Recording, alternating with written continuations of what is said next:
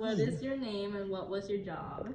My name's Lorraine Simpson, and my job was teacher in many facets.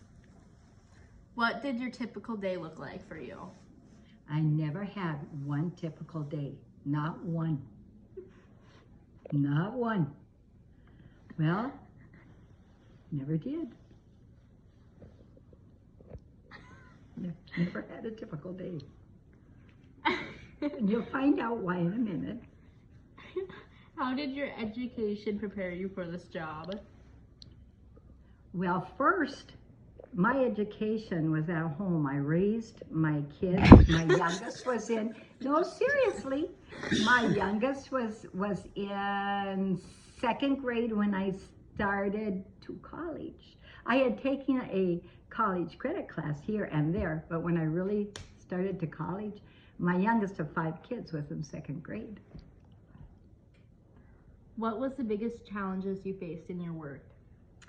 Because I was older, co-workers and administration thought I knew more than I did, but I hadn't been in as long as everybody else.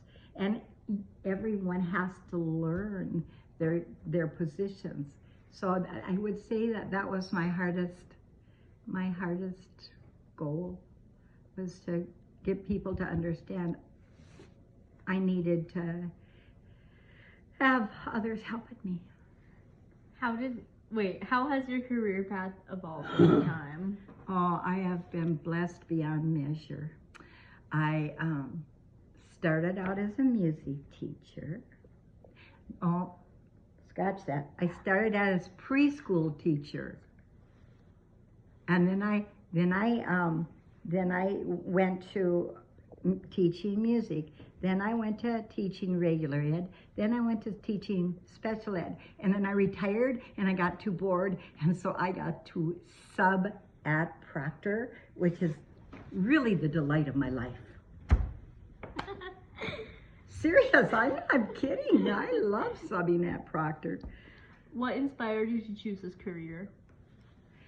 So my main career is a special education teacher. And when I was growing up, the only friend I had, because I was very, very shy, was a child with Down syndrome. And she and I were really best friends. And I wanted to do something to honor her, so I went into special education. What advice would you give someone my age who is interested in your field? It's not easy, and you do not get paid what you're worth. And I don't care what anybody on the outside world says, because good teachers put far more than 40 hours a week in, far more. How do you think your job impacts the world or your community? Well, I think very positively, because I'm still teaching. I'm not teaching in school right now, but I'm still teaching in Sunday school and places like that. But I think it impacts it because I had a child that people didn't think was going to amount to very much. But by the time I retired, he had graduated and he was making more a year than I was. And I'm so proud of my kids, every one of them. I can't say names. What's the best piece of career advice you've ever received? Don't give up. Don't give up. Don't be shy. If you got a question, ask the question.